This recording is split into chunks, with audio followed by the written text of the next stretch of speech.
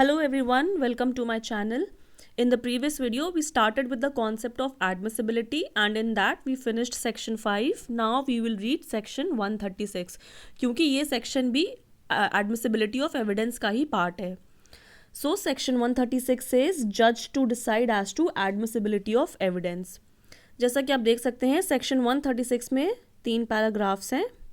चलिए हर एक पैराग्राफ को अलग से समझते हैं. Let's start with section 136 para 1. Open your Baer Act. Let's read. When either party proposes to give evidence of any fact, the judge may ask the party proposing to give the evidence in what manner the alleged fact, if proved, would be relevant, and the judge shall admit the fact if he thinks that the fact, if proved, would be relevant and not otherwise. तो अगर कोई party किसी particular fact को prove करना चाहती है तो जज सबसे पहले उससे क्या पूछेगा कि ये फैक्ट प्रूव होने के बाद कैसे रेलेवेंट है. In what manner the एलिज्ड fact if proved would be relevant. और जज उस फैक्ट का एविडेंस तभी अलाउ करेगा या तभी एडमिट करेगा अगर वो फैक्ट रेलेवेंट होगा. तो ये हम सेक्शन 5 में भी पढ़ चुके हैं. That evidence may be given of fact in issue and relevant fact and of no other. So section 136 is a manifestation of what is contained in section 5 and section 165 proviso 1. 165 proviso 1 हमने क्या पढ़ा था कि judgment in any case will be decided on facts which are relevant and duly proved. तो court के पास power है कि वो किसी भी एविडेंस को इनएडमिसिबल डिक्लेयर कर सकता है if the evidence is sought to be given is proved not to be relevant, अगर वो relevant नहीं है. So there is a mandate. तो ये मैंडेट है कोर्ट पे कि that court will not allow the evidence if the evidence is not a relevant fact. क्योंकि यहाँ पे क्या लिखा है, द वर्ड दैट द जज शैल एडमिट द एविडेंस. तो यहाँ पे ये मैंडेट है कोर्ट पे कि वो तभी एडमिट करेगा अगर वो रेलेवेंट होगा. Now let's read section 136 para 2. If the fact propose to be proved is one of which evidence is admissible only upon proof of some other fact, such last mentioned fact must be proved before evidence is given of the fact first mentioned unless the party undertakes to give proof of such fact and the court is satisfied with such undertaking. अब कोई भी fact या तो खुद ही relevant हो सकता है या वो फैक्ट तभी रेलेवेंट होगा जब कोई दूसरा फैक्ट प्रूव होगा. यानी the relevancy of fact 1 would depend upon fact 2. तो पैरा 2 में भी यही बोल रहा है कि अगर कोई पार्टी किसी मेन फैक्ट को प्रूव करना चाहती है और उस मेन फैक्ट का एविडेंस तभी एडमिसिबल होगा जब कोई दूसरा फैक्ट प्रूव होगा, तो इस मेन फैक्ट का एविडेंस देने से पहले पार्टी उस दूसरे फैक्ट को पहले प्रूव करेगी. For example, dying declaration under section 32 of Indian evidence act. अब dying declaration can be proved only when the person has died. Dying declaration क्या होता है कि dying declaration is a statement made by a person on his death bed. यानी मरने से पहले अगर कोई पर्सन कोई स्टेटमेंट देता है या कुछ बोलता है जो उसके आखिरी शब्द होते हैं मरने से पहले, वो होता है डाइंग डिक्लेरेशन. ये हम सेक्शन 32 में डिटेल में पढ़ेंगे. तो जब तक ये प्रूव नहीं हो जाता कि वो पर्सन जिसका डाइंग डिक्लेरेशन प्रूव करना है वो मर चुका है, तब तक dying declaration will not be admissible.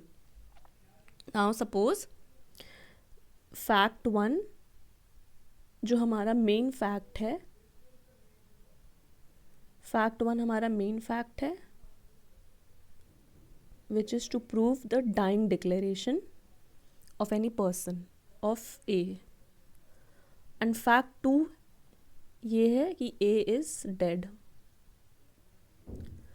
अब हमारा तो मेन फैक्ट 1 की रेलेवेंसी डिपेंड करती है फैक्ट 2 में. यानी जब तक फैक्ट 2 हम नहीं प्रूव कर देते कि A इज डेड, A मर चुका है, तब तक हम फैक्ट 1 भी नहीं प्रूव कर सकते हैं. तो अगर ये फैक्ट 2 प्रूव हो जाए कि A इज डेड, तब फैक्ट 1 भी रेलेवेंट हो जाएगा. यानी डाइंग डिक्लेरेशन भी एडमिसिबल हो जाएगा. तो ये यही बात कह रहा है सेक्शन 136 पैरा 2 में कि relevancy of one fact depend upon the relevancy of other fact.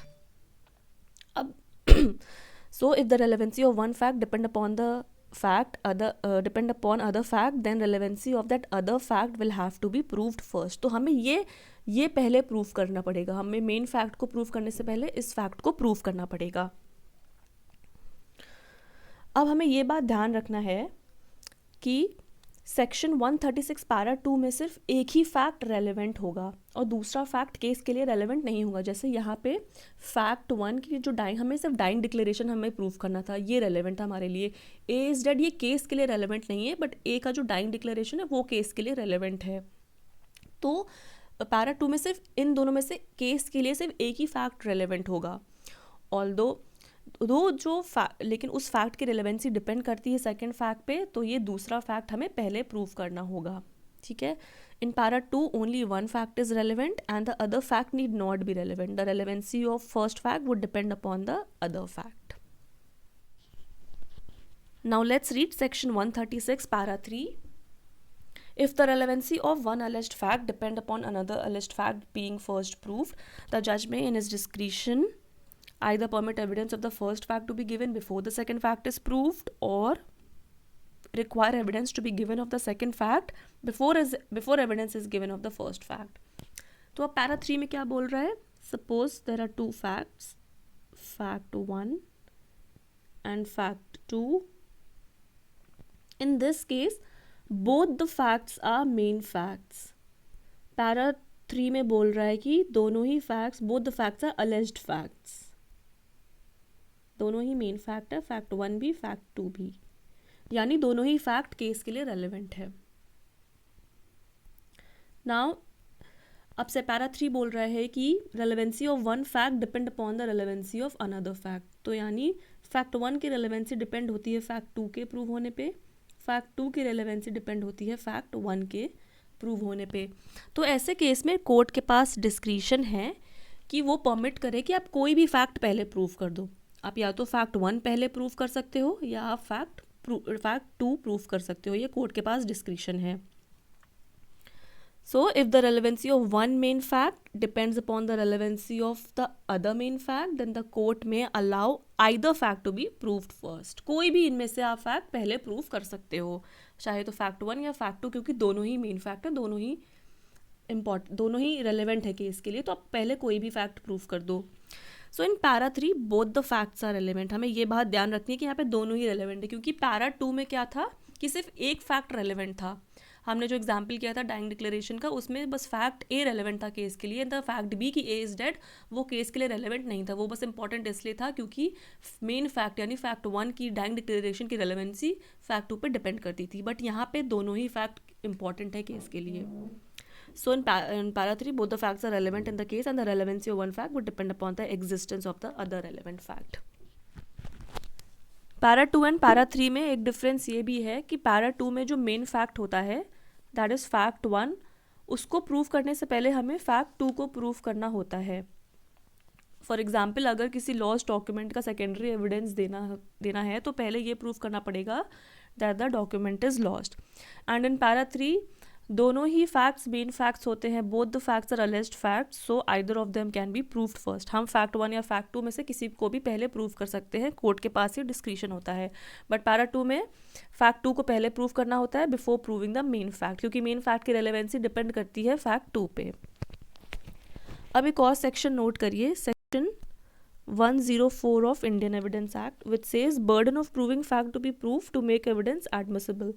तो 104 बोलता है कि जो पार्टी एविडेंस प्रपोज कर रही है उसी पार्टी को वो फैक्ट प्रूव करना पड़ता है। So burden of proof will lie upon the party who propose to give evidence of any fact. Section 104 is also an important part for the concept of admissibility, इसलिए इसको भी आप note कर लीजिएगा। अब हमने एडमिसिबिलिटी में जो कुछ भी पढ़ा उसको एक बार कंक्लूड करते हैं। तो किसी भी सूट या प्रोसीडिंग में कुछ मेन फैक्ट्स होते हैं जिन्हें हमें प्रूव करना होता है। These main facts are the facts in issue. Facts in issue वो होते हैं जिस पे केस का डिसीजन डिपेंड करता है। Now such main facts can be proved either by some direct evidence, या तो हमें इन्हें डायरेक्ट एविडेंस के थ्रू प्रूव कर सकते हैं, या फैक्ट इन इशू को हम सराउंडिंग सर्कमस्टांसेस के थ्रू प्रूव कर सकते हैं, यानी इनडायरेक्ट एविडेंस जिससे हम बोलते हैं सर्कमस्टांशियल एविडेंस, या एविडेंशियरी फैक्ट्स जो होते हैं indirect evidence. These are relevant facts.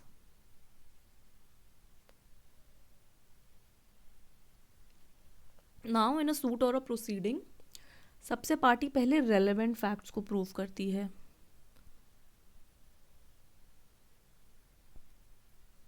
तो relevant fact को प्रूव करने के लिए पार्टी oral evidence देती है या फिर documentary evidence. A relevant fact can be proved either through oral evidence or through documentary evidence. अब इसी स्टेज पे क्वेश्चन ऑफ एडमिसिबिलिटी अराइज होता है. So this is the first stage of admissibility. अब section 5 and section 165 proviso 1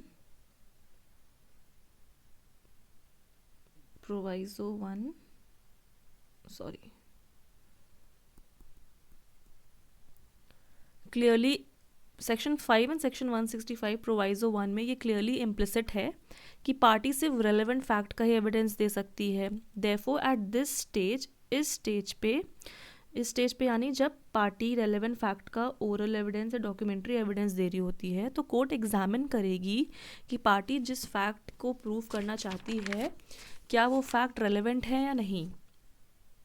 okay, so now the discretion in this regard is found in section 136. Section 136 में क्या है कि अगर फैक्ट रेलेवेंट नहीं है तो कोर्ट उस फैक्ट के एविडेंस को इनएडमिसिबल डिक्लेयर कर देगी और अगर रेलेवेंट है तो एविडेंस अलाउ कर देगी. अब इसी को बोलते हैं admissibility of evidence and this is the second stage of admissibility. पहला स्टेज पे जब पार्टी रेलेवेंट फैक्ट का ओरल एविडेंस या डॉक्यूमेंट्री एविडेंस दे रही होती है तो पहले स्टेज पे कोर्ट एग्जामिन करती है कि क्या फैक्ट रेलेवेंट है या नहीं. अगर रेलेवेंट है तभी उसका एविडेंस एडमिसिबल होगा और इसका डिस्क्रिशन कोर्ट को कहाँ मिलता है, 136, सेक्शन 136 में. तो यहाँ पे ये हो जाएगा सेकेंड स्टेज ऑफ एडमिसिबिलिटी कि अगर कोर्ट को लगता है कि हाँ ये फैक्ट रेलेवेंट है तो कोर्ट उस फैक्ट का एविडेंस एडमिट कर लेगी. सो this is admissibility of evidence. Now section 165 proviso 1 clearly declares कि ये डिक्लेयर करता है कि any case shall be decided only on the basis of relevant facts which are duly proved. ये भी हमने पढ़ा था. किसी भी केस का डिसीजन डिपेंड करता है किन फैक्ट्स पे, जो रेलेवेंट हैं और जो ड्यूली प्रूव्ड हैं. ड्यूली प्रूव्ड यानी to the satisfaction of the court. Now after the stage of evidence, अब इस स्टेज के बाद कोर्ट ये एग्जामिन करेगी कि कौन कौन से रेलेवेंट फैक्ट को ड्यूली प्रूव किया गया है. ठीक है, तो facts which are relevant and also duly proved court उन्हें एडमिट कर लेगी. सो ये हो जाएगा हमारा एडमिसिबिलिटी ऑफ फैक्ट. मैं पूरा नहीं लिख रही हूँ. So facts which are relevant and also duly proved court उन्हें एडमिट कर लेगी and this is called admissibility of fact and the third stage of admissibility. So with this we are done with the concept of admissibility. I hope आपको ये clear हो गया हो. Now in the next video will start with reliability.